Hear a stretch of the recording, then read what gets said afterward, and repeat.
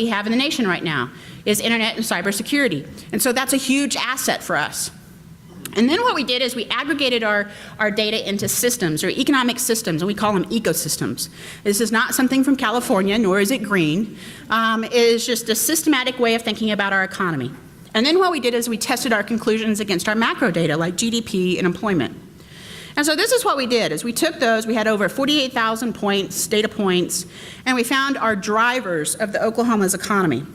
And this is what our 5 drivers for Oklahoma, what they are now. Also, just as a point of reference, the data that we used were 2002 through 2022. So we looked at the past 10 years of performance as well as the projections going forward.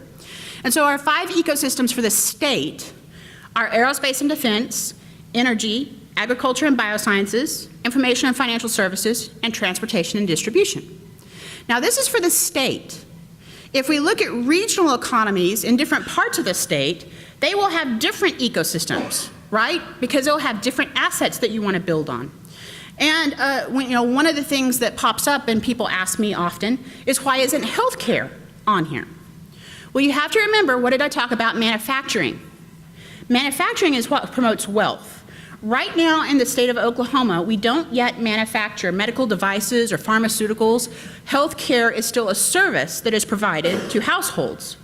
And households have to have money to get that service. So it doesn't drive our economy. Healthcare benefits when households have money to purchase healthcare, okay? So these are the areas in our economy for the state that put money in households' pocketbooks. Now, examples under here are neither exclusive nor are they comprehensive of all the industries that go into these ecosystems. In fact, there are over 200 industries. But these are just examples to show you what kinds of industries. And you'll see under each one that manufacturing is a big component of that, because those are products that we can sell to bring new money into the state. Okay, so our complementary systems. We have drivers that bring in money, but we also have systems that have to support those drivers. And that's where we get infrastructure with construction. And actually real estate goes in this area too, because we have to have housing, we have to have places for companies to be. The second is quality of life, and this is where we have health, but we also have tourism and recreation, because we have to have activities for our families. And then the third is skills, knowledge, and abilities, which is our education and our creative industries, because we have to have a workforce that is capable to have those jobs. So those are the complementary systems that we have seen. Now, as I mentioned, so we have a state ecosystem, but then there are also regional, such as your metropolitan statistical area, multi-county regions, or cities could have different ecosystems that we're working to define. So how is this used? Well, it's how we look at policy for the governor. When she's thinking about her executive orders, the way cabinet agencies are going forward, and this upcoming legislative session. And so the first is around business startup, retention, expansion, and recruitment. We know that since the recession, 90% of the new jobs that were created came from companies that already have an existing footprint in the state of Oklahoma. They were already here. And so we know the best way to grow our economy is to make sure that the job creators in our state have everything they need to be successful. Then when we're looking at targeting companies for relocation or coming to the state, we're actually looking at gaps in our economy so that we don't bring a company to the state that would then cannibalize a company that's already here. We want to be very reasoned and thoughtful about that. Second is workforce. And this shows a lot of the policy that's going towards workforce and education. I gave you the data beforehand, how important it is, but particularly around STEM. STEM is science, technology, engineering, and mathematics. And we know that that's very, very important in our upcoming economy. The third is incentives. We want to make sure that the incentives we have are appropriate and that they really do stimulate that kind of wealth generation that we want. Fourth is regulations. We want to make sure that our regulations are appropriate but modern. An example that we have, if you remember, one of the ecosystems was financial and information services, right? An example of that's Google, the big data center that they have outside of Tulsa. They are a data and information company. Well, in Oklahoma, we still have a regulation that says information companies must register with the Oklahoma Corporation Commission that their telegraphs have been calibrated annually.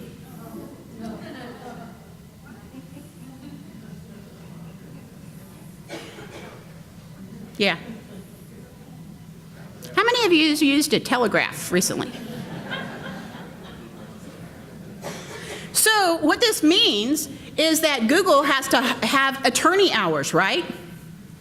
And the administrative cost of that company to fill out paperwork that needs to be taken off the books.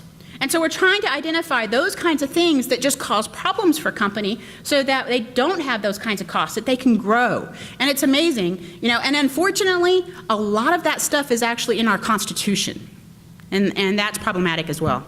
And then finally, infrastructure. We need to make sure that we have the roads, bridges, other things we need to grow our economy.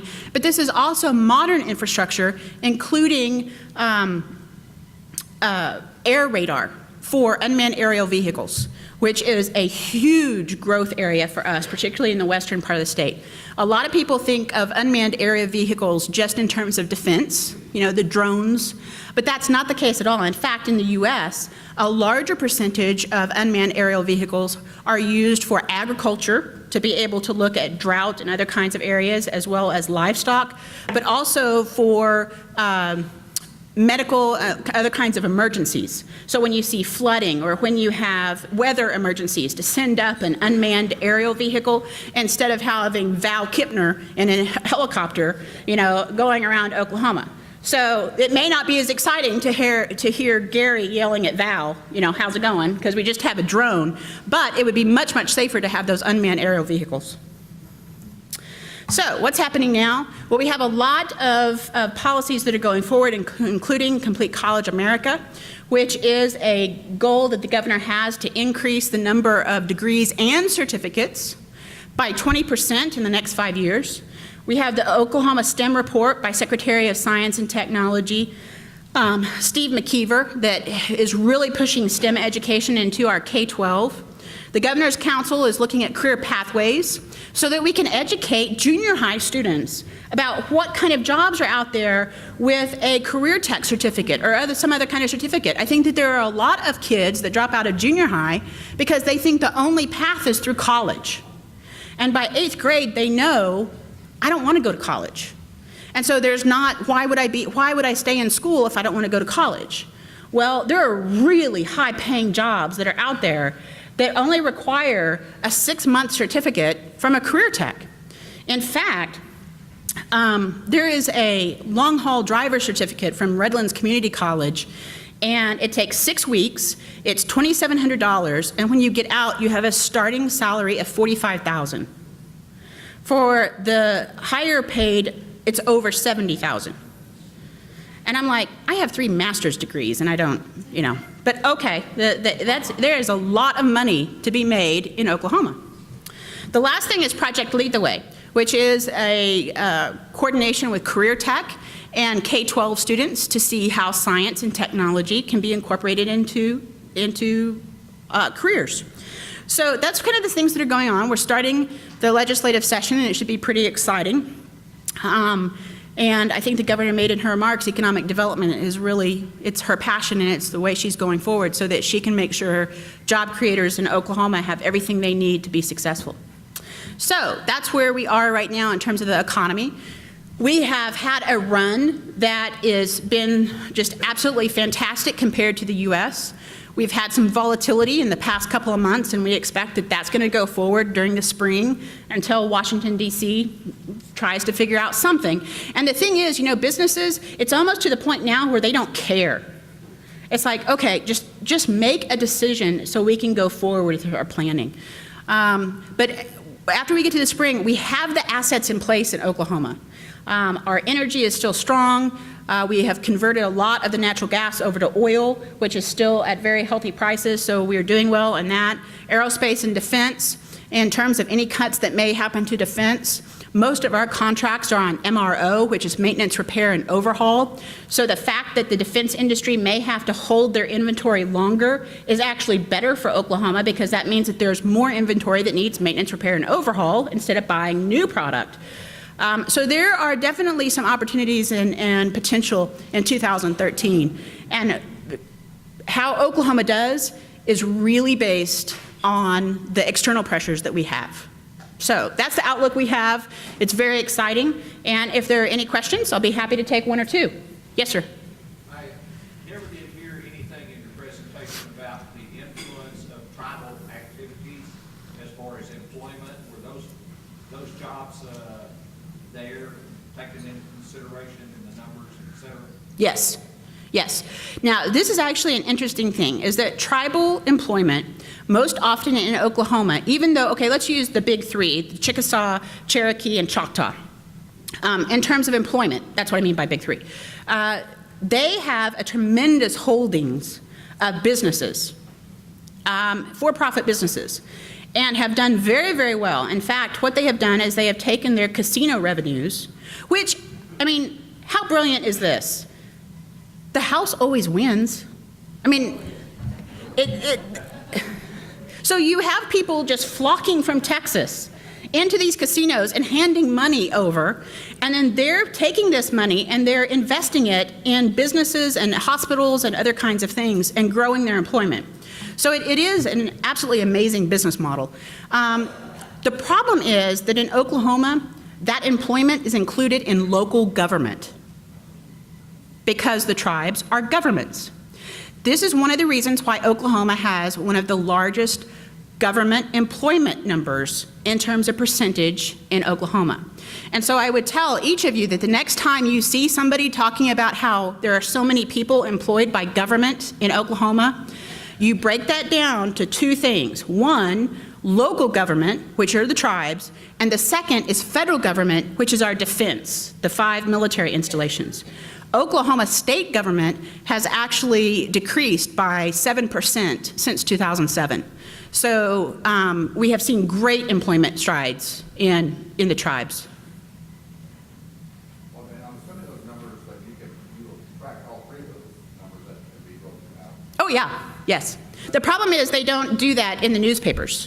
Well, that's the first time I've heard that they were moved in, and it makes a lot of sense, but that would be very good information to understand and to know. Yeah, but that's not nearly as sensational.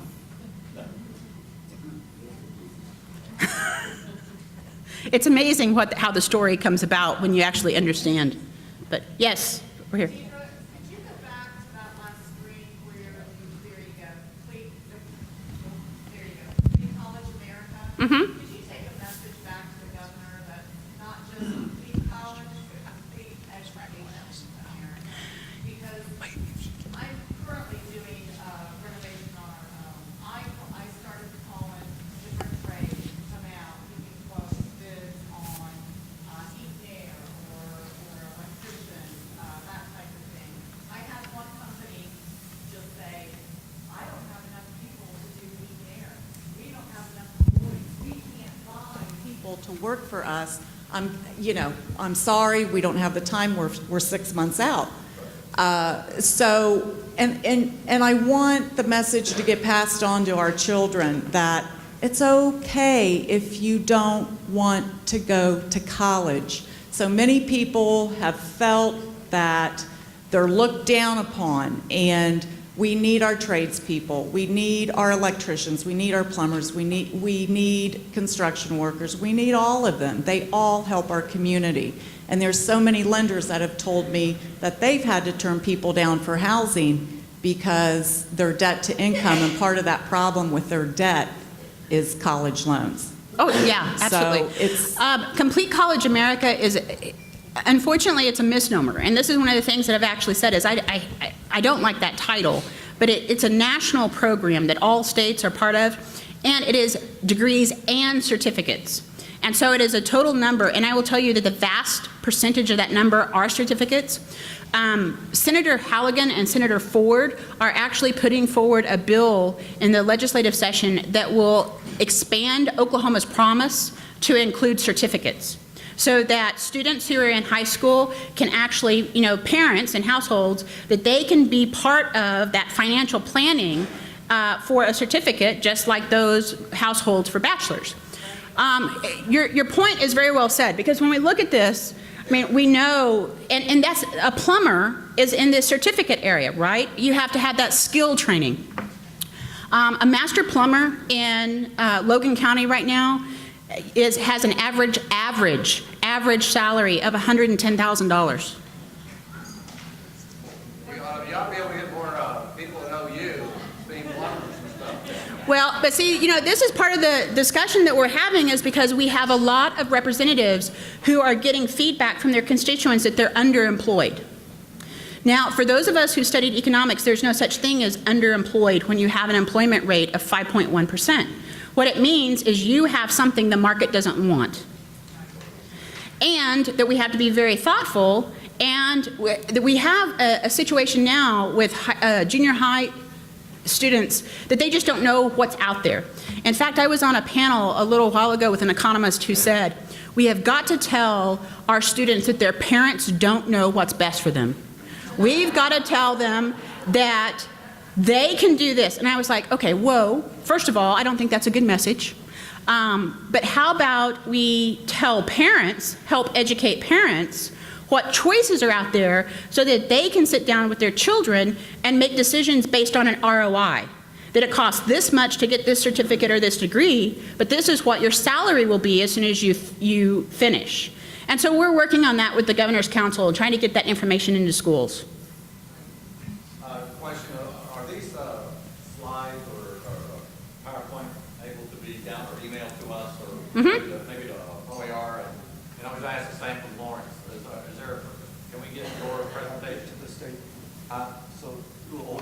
Right, you'll get it to them. Oh, great. Thank you. Yeah, I think this is our final question because we need to go, or, okay. Going back to the I think one slide before that where we were talking about the exceptional high dropout rate. We were going to talk about what that was attributed to, but we never did get there. Can you expand on that? Well, I mean, I would hate to say that I know what really causes that because I haven't done research in that area. I'm a labor economist, so I actually look to see, you know, what happens once people get into the labor market. So I wouldn't want to speculate why people are dropping out, but I would suggest from anecdotal evidence that a big part of that is the drive towards college, and that students who don't see college in their future don't see any reason why they should finish high school. Also, we have gotten into a system in our education that is oriented towards testing instead of application. That's anecdotal, that's my personal Deidre Myers opinion, not the Department of Commerce. But I think that that's a conversation that needs to be had with local school boards across the state, because that is one thing. I mean, a school board has that power. So I'm sorry I couldn't give you anything. One last. I'm loaded with them today. Inquisitive. Has there been any inquiry in your research with the employers about the competency of the applicant, whether they have the ability to read and write and reason?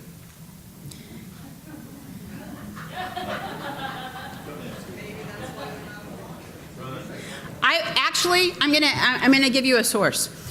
Governor in her first year did a Fallon for business survey, and the results are on that. And I think that they speak for themselves.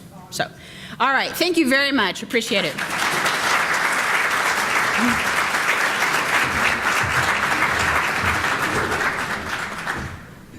Let's get another round of applause for both of them. That was, I mean,